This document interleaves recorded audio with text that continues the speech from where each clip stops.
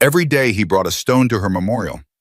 After 1,000 days, the stones came to life, recreating her, the goddess who had renounced immortality for him. The red dawn broke over the jagged horizon, casting long shadows across the barren valley. Argo knelt beside the stone altar, his massive hands placing another rock carefully atop the growing pile. 1,000 minus 1. This would be the 999th stone. Tomorrow would mark the completion of his task. 1,000 days of devotion, 1,000 stones reaching toward the stars. His muscles, dense and powerful from a lifetime under Terran II's crushing double gravity, flexed as he adjusted the stone to perfect balance. No creature born of Earth could stand upright here for more than minutes without collapse. But Argo and his people, the Hadrasi, had evolved on this brutal world. Their bodies were compact fortresses of sinew and bone, built to endure what would crush ordinary humans. Humans like Elena. The memory of her struck him like a physical blow. Every day it was the same, the pain as fresh as the day she drew her final breath in his arms. He remembered her delicate fingers gripping his hand, her strange pale skin turned ashen as the life drained from her. The tribal healers had refused to help, calling her presence an abomination. They said her death was necessary to restore balance. Argo had never forgiven them for that. He closed his eyes, momentarily overwhelmed by the memory of their last moments together. Elena had known she was dying. The relentless gravity of Terran II had slowly crushed her internal organs, despite all his efforts to help her adapt. On her final night, as rain battered the small shelter he had built for her, she had asked him to carry her outside. "I want to see the stars once more," she had whispered, her voice barely audible. He had wrapped her in furs and held her in his arms, stepping out into the downpour. By some miracle, the clouds had parted briefly, revealing a patch of night sky filled with stars. "There," she had said, pointing with a trembling finger. "Third bright star from the left of that formation. That's my sun. That's where Earth is." Her eyes had found his, fever bright yet determined. "Promise me something, Argo." "Anything," he had replied, tears mixing with the rain on his face. "Don't let me be forgotten. Among my people, we build monuments to remember those we've lost." The memory shattered as a voice spoke from behind him. "The stone tower grows impressive," came Torvald's gravelly tone. The old hunter had been the only one from the tribe who still bothered to check on him, despite the banishment. "Tomorrow will be the last stone," Argo said, his voice rough from disuse. "And then?" Torvald stepped closer, his blue-tinged skin wrinkled with age but his eyes still sharp. "Then her spirit can climb to the stars, to return home." Torvald grunted.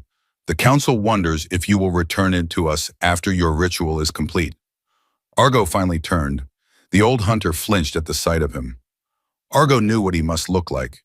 His once proud tribal markings faded, his body leaner but somehow more dangerous. 999 days of solitude, hunting, and building had transformed him. "The council exiled me," Argo stated flatly. "They called Elena a harbinger of doom, a curse upon our people."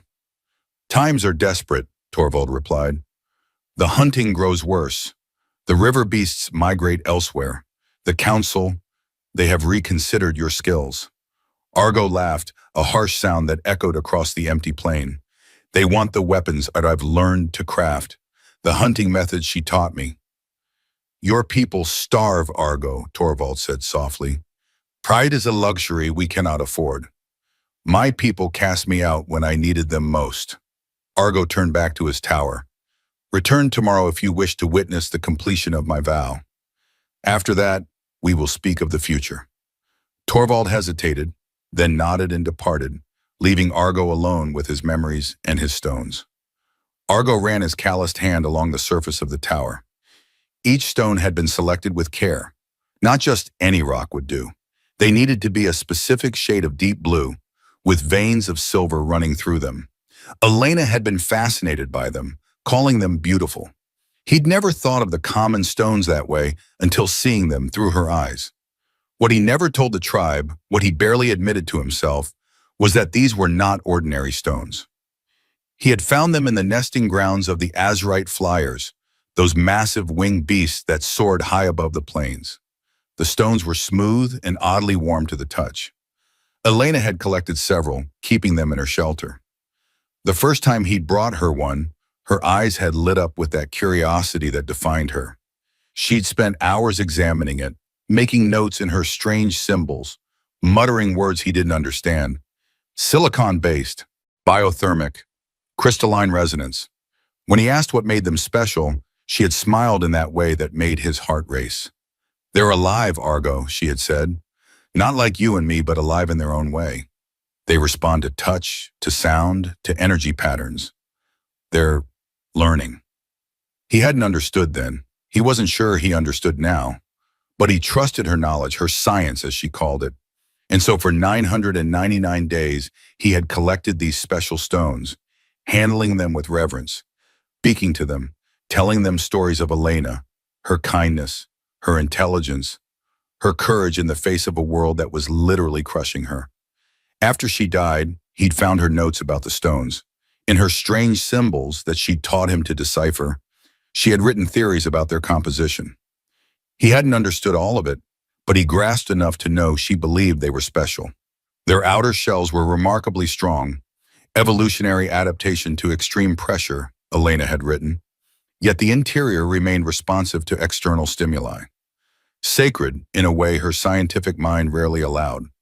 The sun climbed higher as Argo prepared for his daily ritual. From a small pouch at his waist, he withdrew a lock of Elena's hair, one of the few physical mementos he had kept of her. He pressed it against the newly placed stone, holding it there as he recited the words she had taught him, words from her language, from Earth, words of remembrance and honor. "I carry your heart with me," he whispered, the foreign sound still awkward on his tongue despite years of practice. "I carry it in my heart." A poem, she had called it, something her people used to express feelings too complex for ordinary speech. He had memorized it for her, struggling with the unfamiliar sounds, making her laugh with his mistakes. Now those same words were a sacred incantation, a bridge between worlds. As night approached, Argo gathered his weapons, a spear with a bone tip hardened in fire as Elena had taught him, a bow strung with sinew, and a knife fashioned from a shard of her fallen ship. The hunting would be dangerous in darkness, but necessity drove him. He needed meat, not for himself, but for what would come tomorrow. The plains of Terran too transformed at night. Creatures that hid from the scorching sun emerged, many with bioluminescent markings that pulsed in the darkness. The moon had not yet risen, leaving only starlight to guide his path. Argo moved silently, his feet finding purchase on the rocky terrain without hesitation. 3 years ago, he would have hunted with a group, relying on the tribe's traditional methods. Now he hunted alone, using techniques Elena had described from other worlds. He remembered her words as she explained the concept of ambush predation, a term from her world. Sometimes the strongest hunter isn't the one who chases fastest, but the one who waits most patiently, she had said. He had laughed then. Patience was not the Hadrasi way. They were pursuit hunters, relying on their superior endurance to exhaust prey over long distances. But as food grew scarce and his isolation forced adaptation, he had learned the value of her methods. A sound ahead, the distinctive clicking of a spine crawler, a predator with 6 legs and razor-sharp mandibles, too dangerous to confront directly. Argo changed course, circling downwind. His patience was rewarded an hour later when he spotted his true prey, a thornback, a herbivore roughly the size of an earth bison with armored plates protecting its sides. The creature grazed nervously, aware of the dangers that night brought. Argo notched an arrow, drew back the powerful bow, another innovation Elena had helped refine, and released. The arrow flew true, striking the gap between armor plates. The thornback bellowed and charged blindly, but Argo was already moving, circling to strike again from another angle. 3 more arrows, and the beast finally collapsed. Argo approached cautiously, knife ready. The thornback's eyes, large and liquid, watched him without comprehension. He spoke the ritual words of his people, thanking the beast for its sacrifice, then ended its suffering with a quick, precise cut. The butchering took time. He would need to work quickly to avoid attracting predators. As he separated meat from bone, His mind drifted back to the day everything changed, the day Elena fell from the sky. The tribe had been gathered for the renewal ceremony, the annual celebration of survival on this harsh world. Argo, then the tribe's most promising young hunter, had been selected to lead the ritual hunt. His spear had just taken down a prized ridge serpent when the sky split open with fire and thunder. The object, what he would later learn was a ship, streaked across the heavens, leaving a trail of smoke and debris before crashing beyond the western ridge. The elders declared it an ill omen and forbade anyone from investigating. But Argo, always more curious than fearful, had slipped away from the celebration. The journey to the crash site had been arduous, the terrain becoming increasingly treacherous as he approached the western ridge. Strange metal fragments littered the ground, some still hot to the touch. The crater itself was smaller than he expected, the ship having broken apart during its descent. That's where he found her, half buried in debris, blood seeping from a gash on her forehead, her strange clothing torn. At first, he thought she was dead. Then her eyes opened, eyes of a color he had never seen before, like the clearest water of the sacred pools. "Help," she had whispered in a language he didn't understand. But the meaning was clear. Against all his people's traditions, Argo had lifted her from the wreckage. She weighed almost nothing in his powerful arms, so fragile that he feared she might break. He took her to an abandoned hunter's shelter, far from the tribe's village. For days he tended her wounds, bringing water and what food he could spare. Gradually her strength returned, and with it, a curiosity that matched his own. She began to teach him her language, and he taught her his. They called each other by name, Elena and Argo, a private bond between them. She explained that she was a xenobiologist, whatever that meant, sent to study Terran 2 from orbit. Something had gone wrong with her ship, forcing her to use an escape pod that malfunctioned during descent. Her people would come looking, she assured him, but it might take time, perhaps seasons.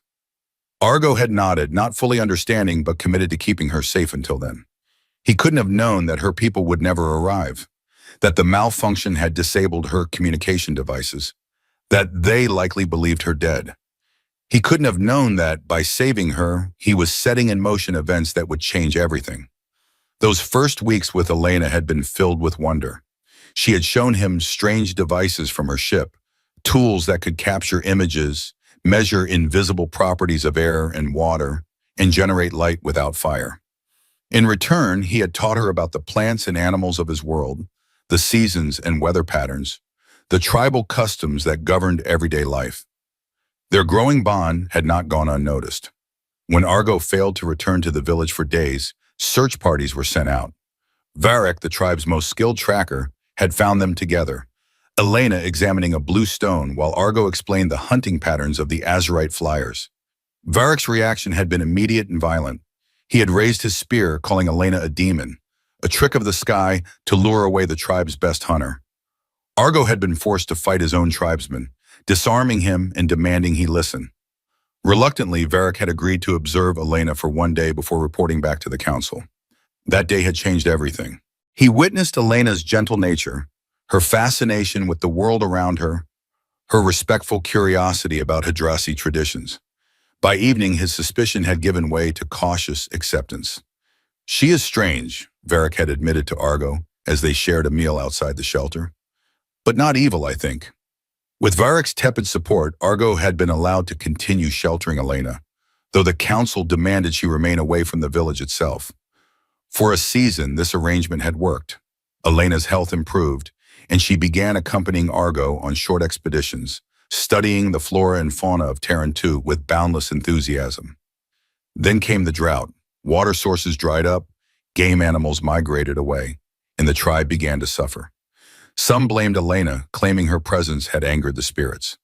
When a child fell ill with a mysterious fever, the whispers grew louder. Elena had recognized the symptoms, similar to diseases she knew from other worlds.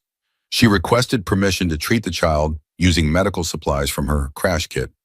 The tribal healers refused, insisting that traditional remedies would suffice. The child died 3 days later. More fell ill. Elena begged to help, offering knowledge that could save lives. Argo supported her, challenging the council directly.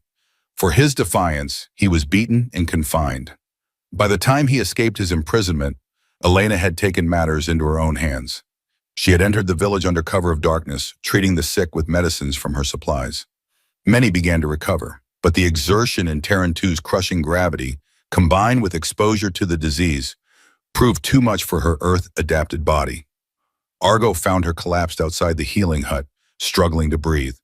He carried her back to their shelter, watching helplessly as her condition deteriorated. The tribal healers, despite seeing the evidence of her successful treatments, refused to help the Side demon. And so she had died in his arms, under the stars she had come so far to study. A growl snapped Argo back to the present. Spine crawlers, attracted by the blood. 3 of them, approaching from different angles, mandibles clicking in anticipation. He had lingered too long, lost in memories. Abandoning half the meat, Argo hoisted what he could carry onto his shoulders and prepared to run. But the predators had positioned themselves strategically, cutting off his escape routes. They were hunting as a pack, unusual behavior that suggested extreme hunger. The food shortages Torvald mentioned were affecting all creatures, it seemed. Argo dropped the meat, freeing his hands for his weapons. His spear would be most effective, allowing him to keep the creatures at bay. He backed toward a rock formation, ensuring they couldn't circle behind him. The largest crawler charged first, its 6 legs propelling it forward with frightening speed. Argo braced his spear, timing his thrust to catch the creature at the junction of its head and thorax. The spear tip penetrated the exoskeleton with a sickening crack. The creature thrashed, nearly wrenching the weapon from his grip, but Argo held firm, driving the spear deeper until the crawler stopped moving. The other 2 attacked simultaneously. Argo abandoned the embedded spear, drawing his knife and bow in one fluid motion. He loosed an arrow at the creature to his left, striking it in the eye. It screeched and retreated, wounded but not killed. The 3rd crawler lunged at his legs. Argo leaped higher than any Earth human could manage, using Tarantu's gravity to his advantage. The predator's mandibles snapped shut on empty air. As he descended, Argo drove his knife into the creature's back, severing its central nerve cluster. It collapsed, legs twitching. The wounded crawler circled warily, assessing its chances. Argo notched another arrow, but before he could release, a spear flew from the darkness, impaling the creature's head. It died instantly. Torvald stepped from the shadows, a grim smile on his weathered face. "I thought you might need help. You spend too much time with your stones and not enough watching your back." Argo retrieved his spear from the dead crawler. "I didn't ask for your help." "No, you never do." Torvald helped him gather the abandoned meat. "The council would have me follow you, learn your hunting methods. And will you report what you see?" The old hunter shrugged. "I will tell them what serves the tribe. Perhaps not everything I observe." They worked in silence, wrapping the meat in leaves to preserve it for transport. Finally, Torvald spoke again. "You truly loved her, this sky woman." It wasn't a question, but Argo answered anyway. "More than my own life. That is why the council feared her. Love for an outsider divides loyalty." Argo secured the last package of meat. "My loyalty was never in question until they made me choose. And you chose her. I chose compassion. I chose to see beyond fear." Argo hefted the meat onto his shoulders. "Elena showed me possibilities the tribe couldn't imagine. She never asked me to abandon my people. They abandoned me." Torvald's expression softened. "Not all of us." The old hunter hesitated, then spoke in a lower voice. "There is something else you should know. The southern tribes have been sending scouts into our territory. 3 hunters spotted one yesterday near the sacred pools." Argo frowned. The southern tribes had always been hostile, but they usually respected territorial boundaries. "What do they want?" "According to our captives, they believe the Sky Woman's arrival caused the famine that afflicts their lands as well as ours. They speak of vengeance." "Elena has been dead for nearly 3 years." "Superstition doesn't follow logic," Torvald said grimly. "Be vigilant. Your tower has not gone unnoticed." They parted ways at the edge of the plain, Torvald returning to the village with his share of the meat, Argo continuing to his solitary shelter near the tower. Neither saw the figure watching from the ridgeline above, bow in hand, eyes narrowed with hatred. Argo reached his shelter, a simple lean-to constructed against a rock face, and carefully stored the meat. Inside, he had arranged Elena's salvaged belongings with reverence. Her damaged communication device, the torn remnants of her flight suit, the small metal pendant she had always worn around her neck, bearing the image of an older woman, her mother, she had told him. He sat cross-legged before these items as he did every night, speaking to her in her own language. The words came easier now, after years of practice. He told her about the tower, about his encounter with the spine crawlers, about Torvald's warning. He spoke as if she could hear him, as if somewhere among the stars her spirit listened. In the first days after her death, these one-sided conversations had been filled with rage and grief. Why had she been sent to this brutal world? Why had her body failed her? Why had his people rejected her? But over time, the anger had given way to acceptance, and then to purpose. The tower became his reason for continuing, his connection to her memory. Just as he was preparing for sleep, a distant howl pierced the night, the hunting cry of a ridge wolf, a predator rarely seen in these parts. Argo tensed, reaching for his spear. The wolves hunted in packs, coordinating their attacks with frightening intelligence. One alone was manageable. Many together could bring down even the most skilled warrior. The howl came again, closer this time, answered by another from a different direction. Argo quickly gathered his weapons and climbed to a higher position on the rock face above his shelter. From there, he could see the moonlit plain stretching before him. They emerged from the shadows.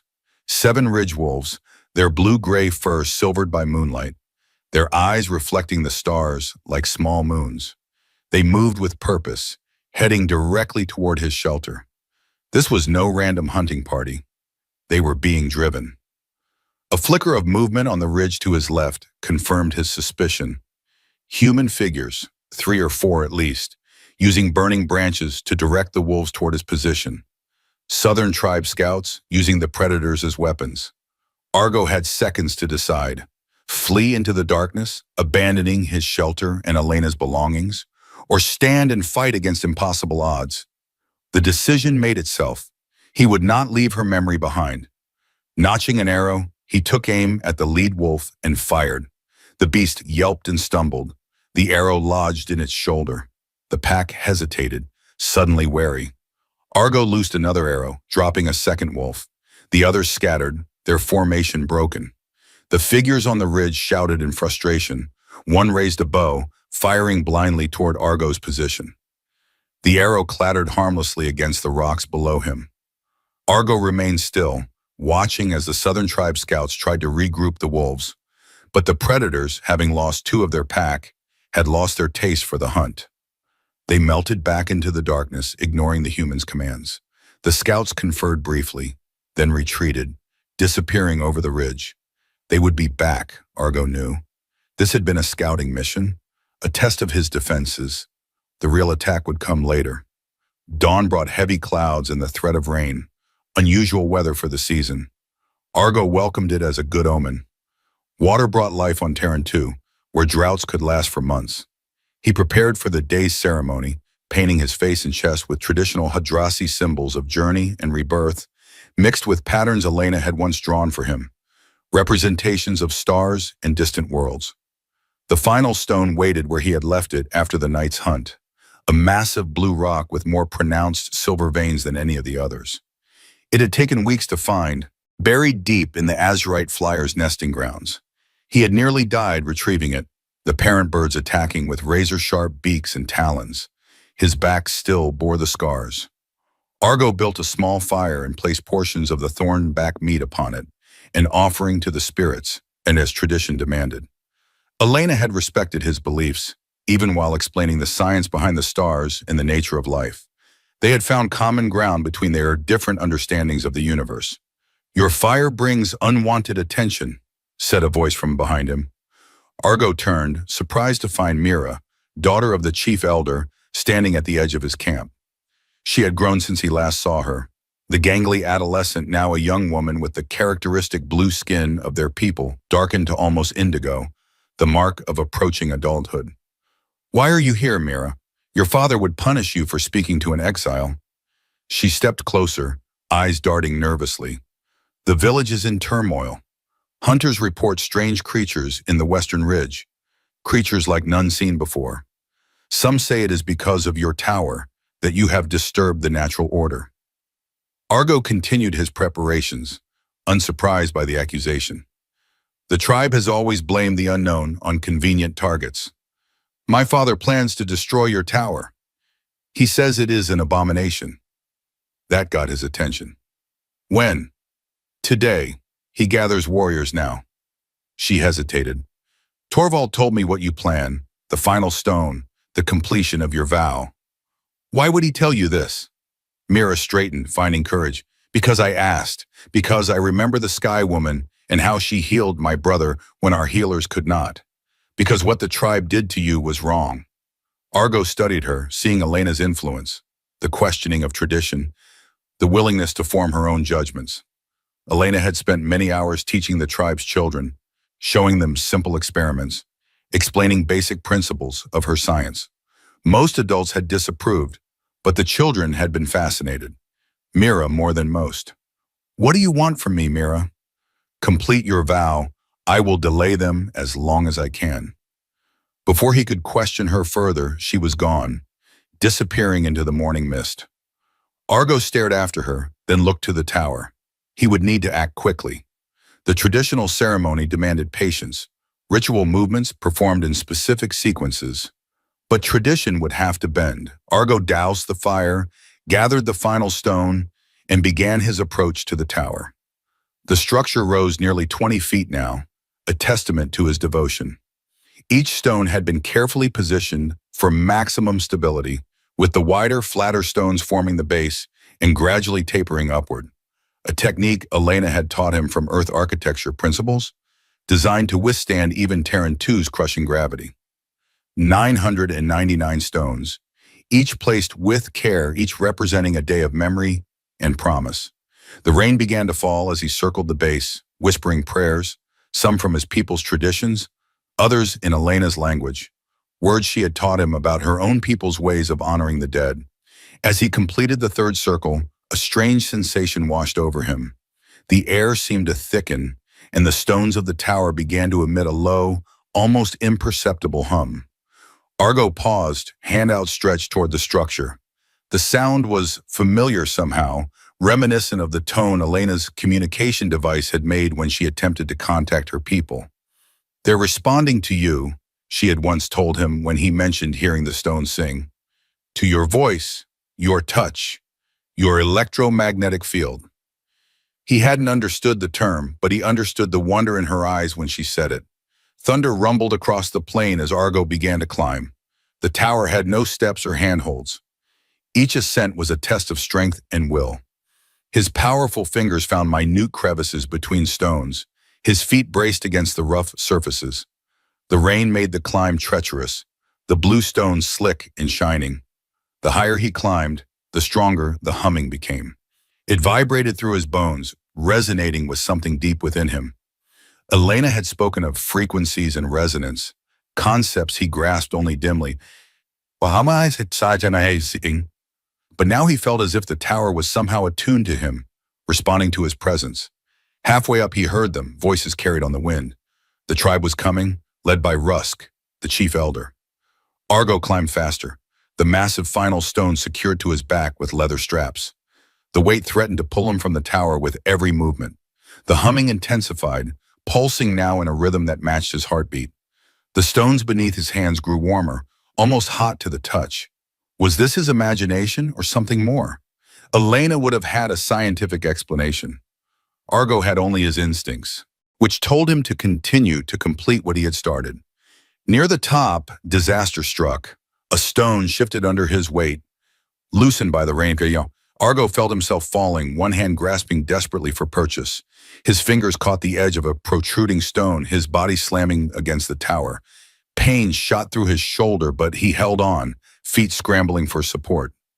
For a moment he hung suspended, the ground dizzyingly far below. Then, with a roar of effort, he pulled himself upward, finding new handholds, continuing his climb. The tribe had reached the base of the tower now. Argo could hear Rusk shouting orders, demanding he descend immediately. Warriors readied ropes and grappling hooks, preparing to bring down the structure if he refused. Argo! It was Torvald's voice, cutting through the clamor. Complete your vow. We will hold them back. Through the rain, Argo saw conflict erupting below. Torvald and, surprisingly, several younger tribe members, including Mira, were positioning themselves between the tower and the warriors. Not fighting, but impeding, arguing, creating confusion. With a final surge of strength, Argo reached the top of the tower. The platform was barely large enough for him to kneel. Carefully, he unslung the final stone from his back. Lightning flashed across the sky as he raised it above his head. For you, Elena, he whispered. For your journey home. He placed the stone at the center of the platform, completing his monument. 1,000 stones, 1,000 days. A vow fulfilled. For a moment, nothing happened. The rain continued to fall. The tribe's voices rose in anger below.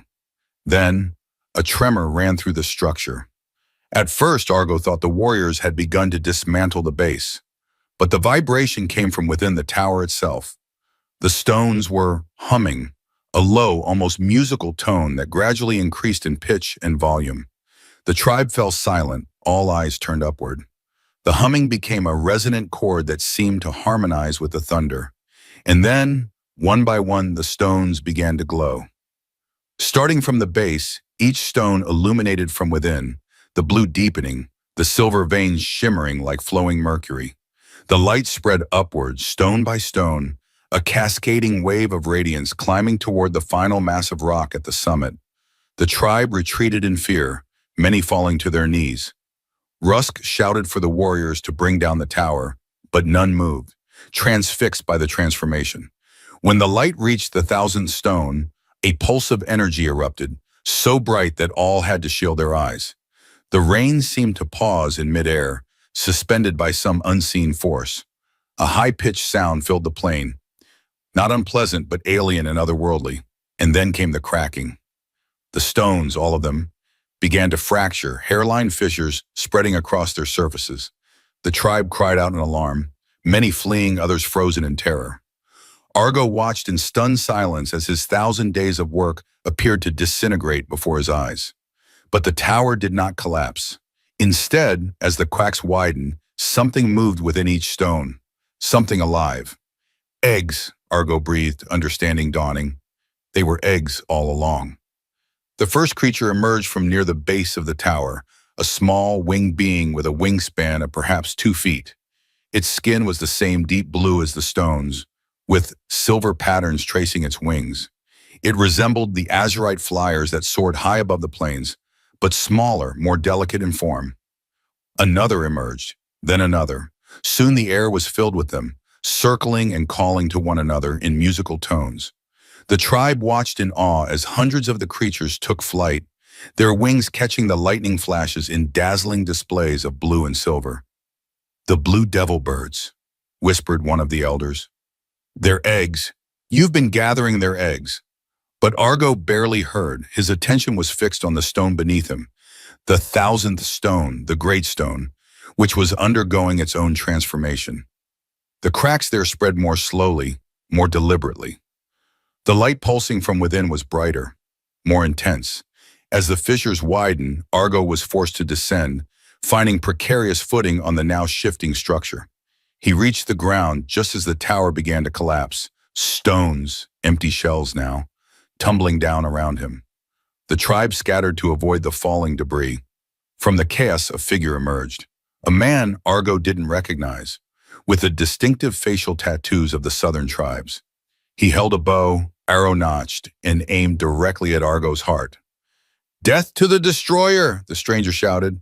"Death to the one who brings the curse."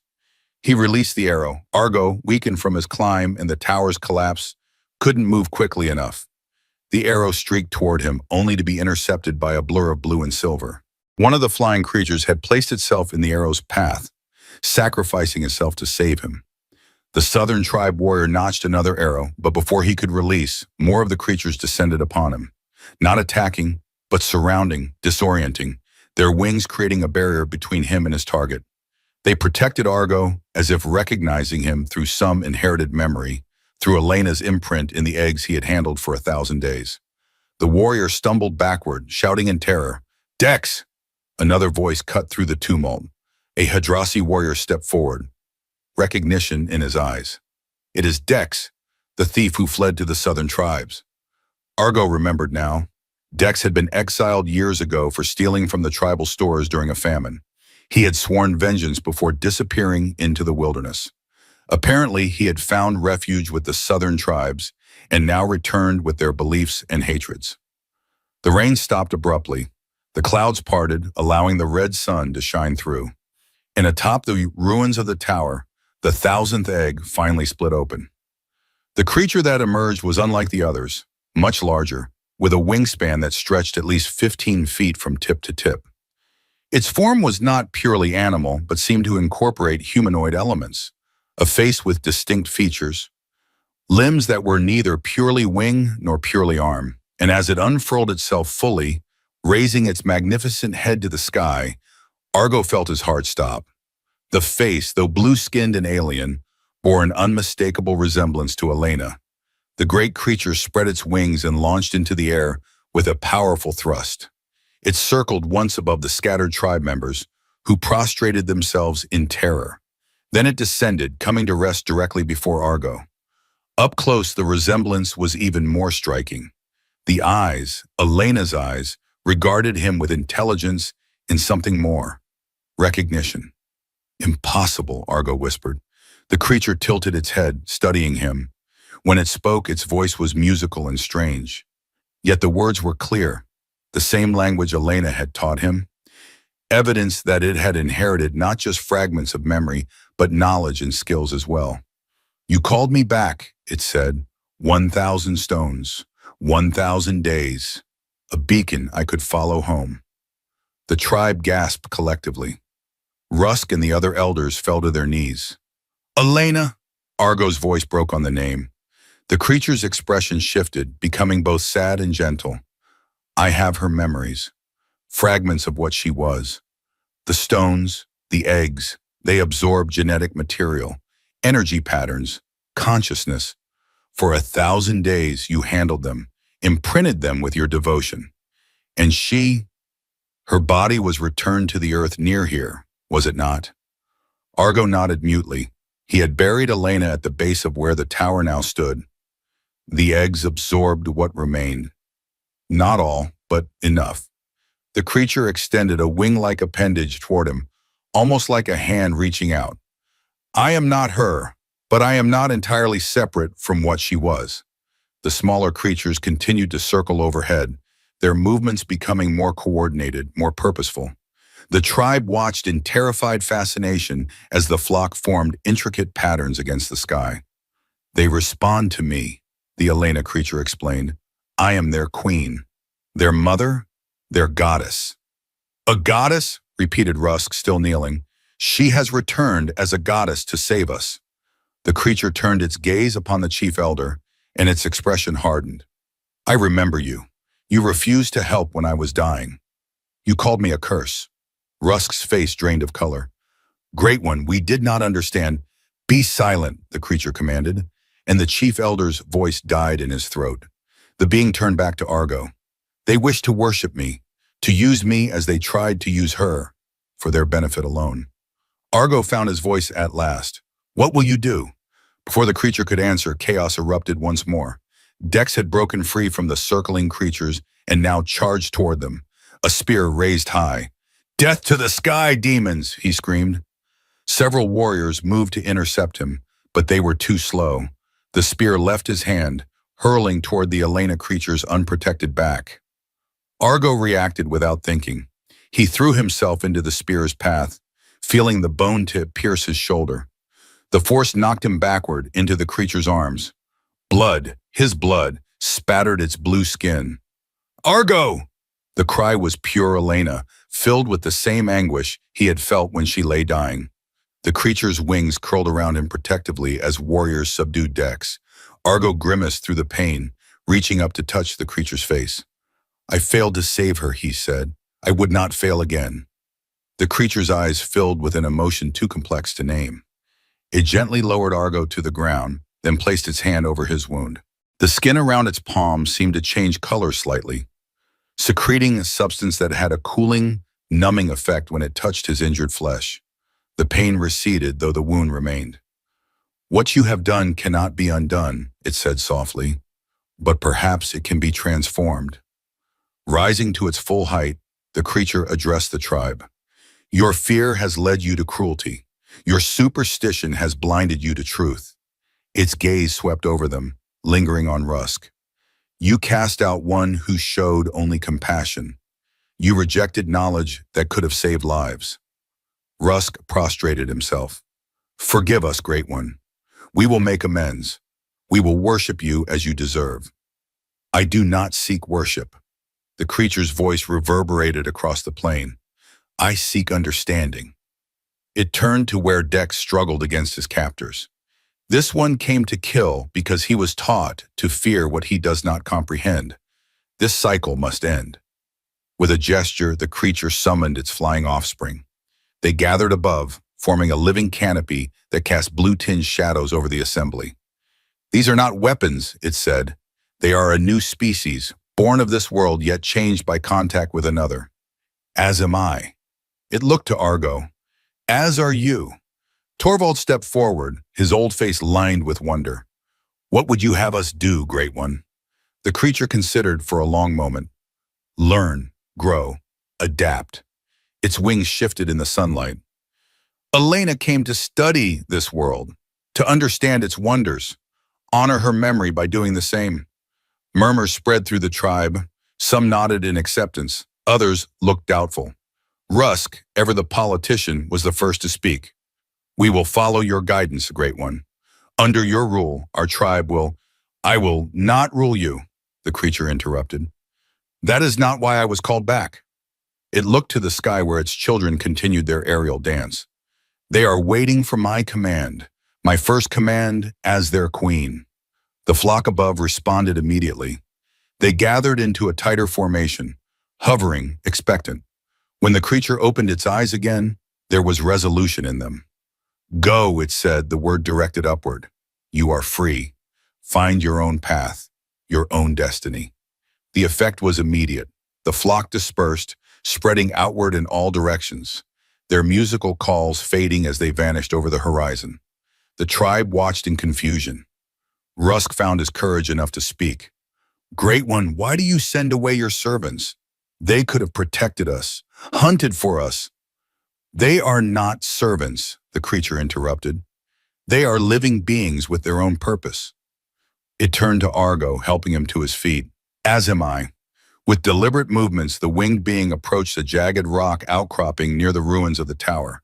Without hesitation, it spread its magnificent wings to their full span one last time, displaying them in the sunlight. Then, before anyone could react, it brought the edge of one wing down hard against the sharp stone. The membrane tore with a sickening sound. The creature did not cry out, but its face contorted in pain. It repeated the action with the other wing, methodically destroying the delicate structures that allowed it to fly. The tribe cried out in horror. Argo rushed forward, trying to stop it, but the creature held him at bay with one clawed hand. "What are you doing?" he demanded, anguished. "Choosing," it replied simply, continuing its self-mutilation until both wings hung in tatters from its back. Blood, silvery blue rather than red, ran down its sides.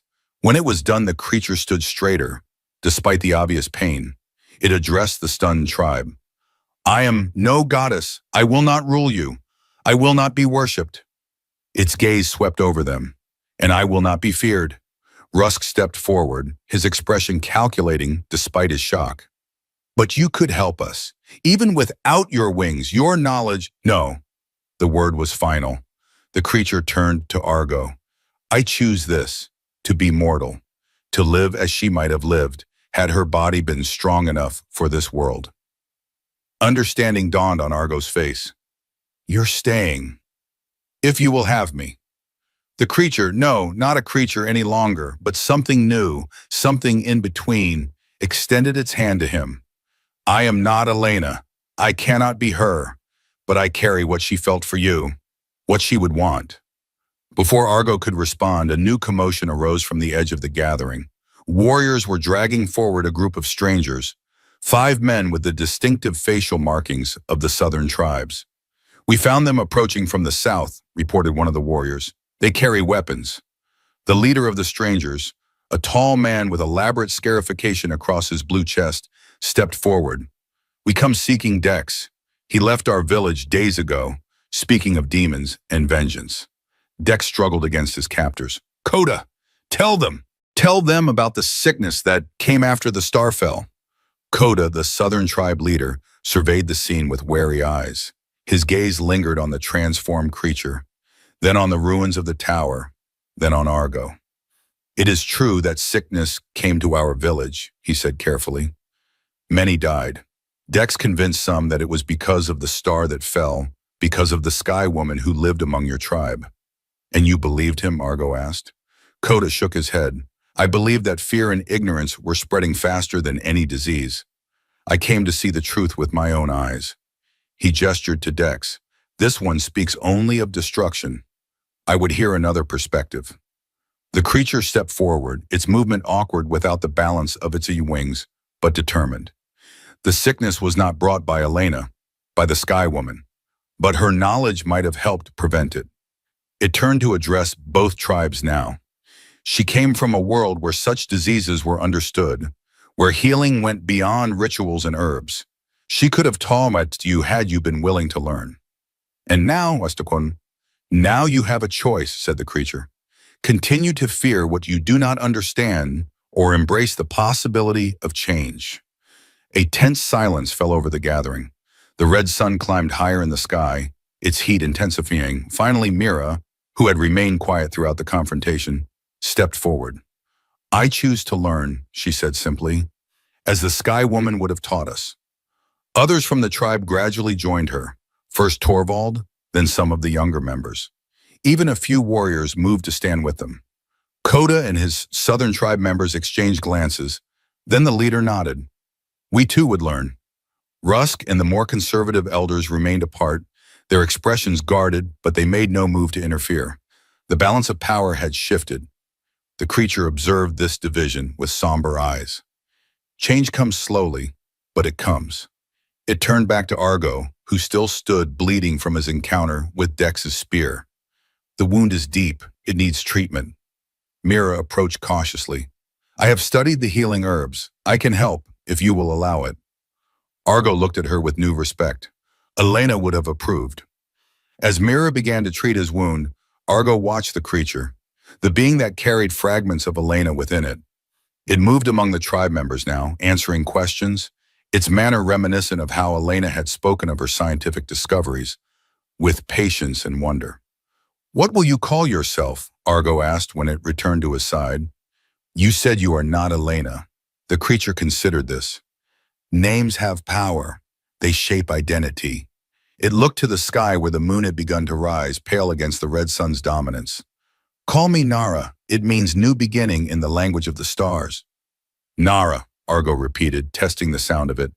Dex, still restrained but now largely ignored, spat on the ground. "You fools! You think this changes anything?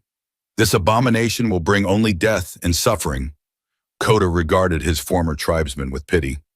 "The only suffering I see comes from your own fear, Dex." He turned to Rusk. "What will you do with him?"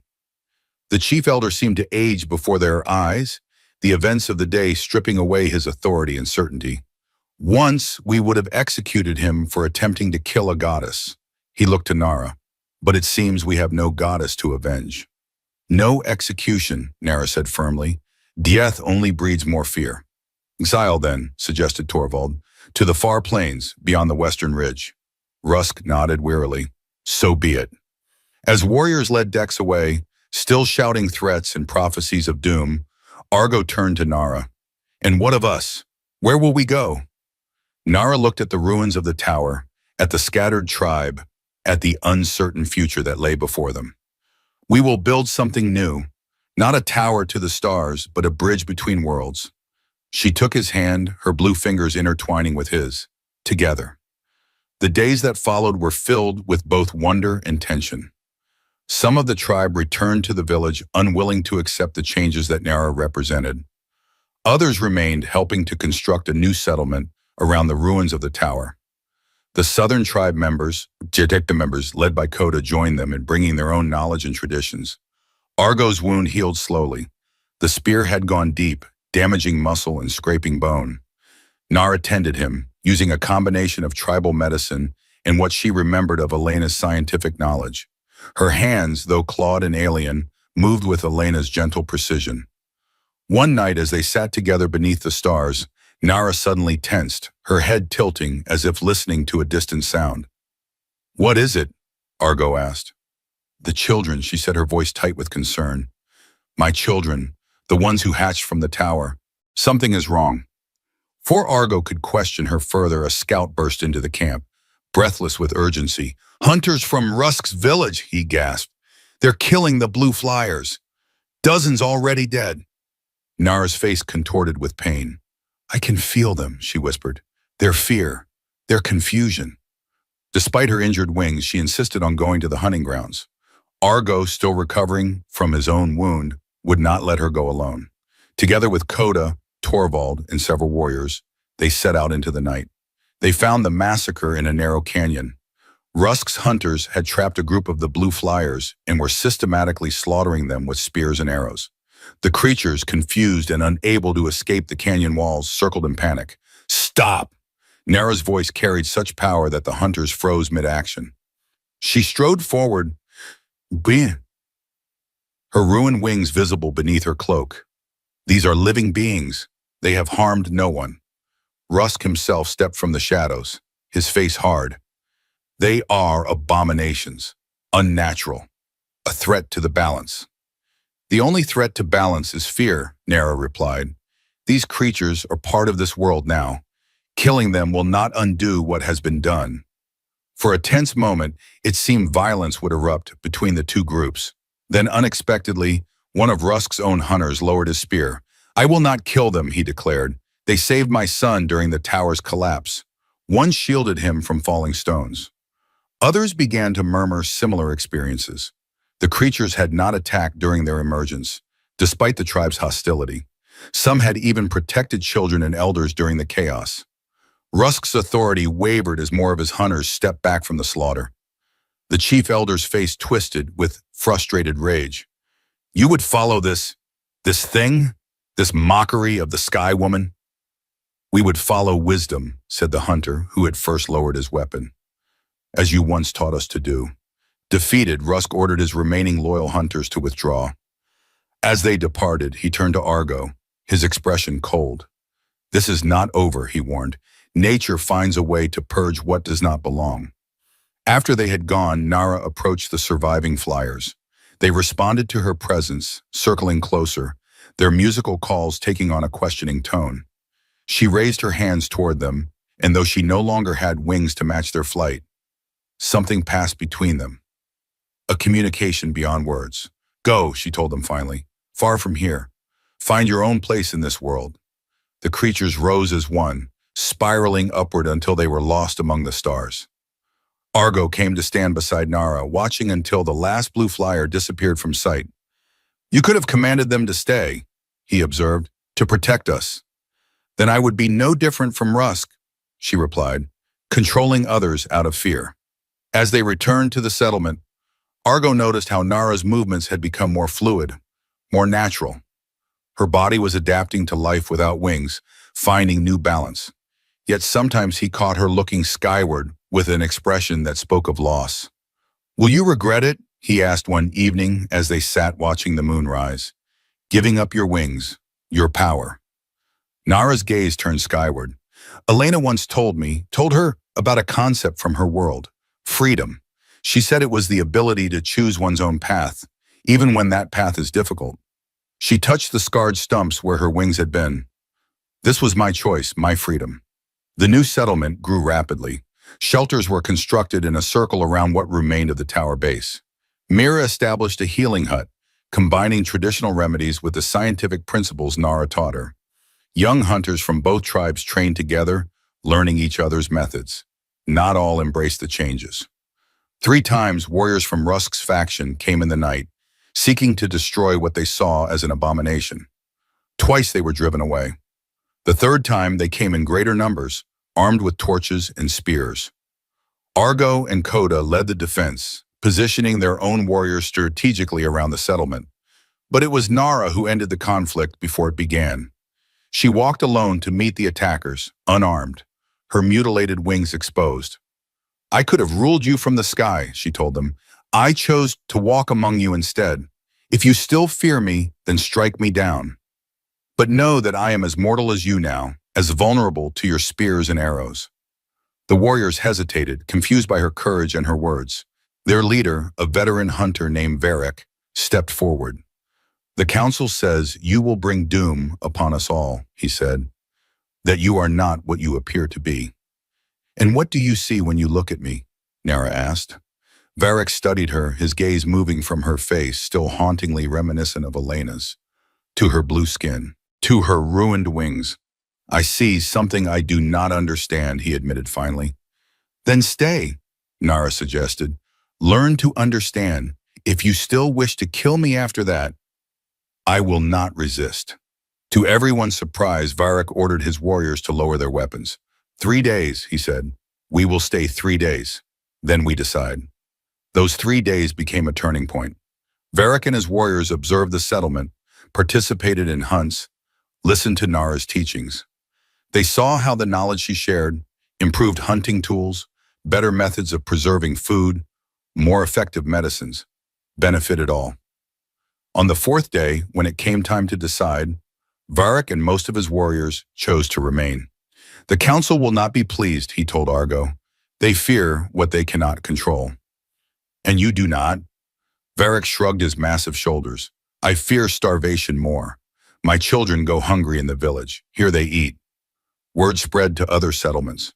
Gradually more came, first out of curiosity, then to stay. They brought their families, their skills, their traditions. The settlement became a meeting place of diverse knowledge, a fusion of the old ways and the new. 3 moons after the tower's transformation, the settlement had grown into a true village. Simple dwellings constructed in a circle around what remained of Argo's monument. Members of both the Hadrasi and southern tribes had chosen to join the community, drawn by curiosity and the promise of new knowledge. Argo and Nara's home stood at the center, a structure that combined traditional Hadrasi design with innovations inspired by Elena's descriptions of Earth architecture. Nearby, a larger building served as what Nara called a school, where she shared Elena's knowledge of science, agriculture, and medicine. The transition had not been without challenges. Nara's body, while stronger than Elena's human form had been, still struggled with certain aspects of Terran II's environment. The double gravity taxed her altered physiology, and she tired easily. The remnants of her wings, now healed into scarred stumps, caused her pain during weather changes. Yet she persevered, driven by the fragments of Elena's memories and her own evolving identity. She was neither Elena nor purely the queen of the Blue Flyers, but something unique, a bridge between species, between worlds. Argo watched her now from the doorway of their home, as she demonstrated to a group of children how to use a simple microscope fashioned from salvaged parts of Elena's ship. Her face, still so reminiscent of his lost love, lit with excitement as the children exclaimed over what they saw.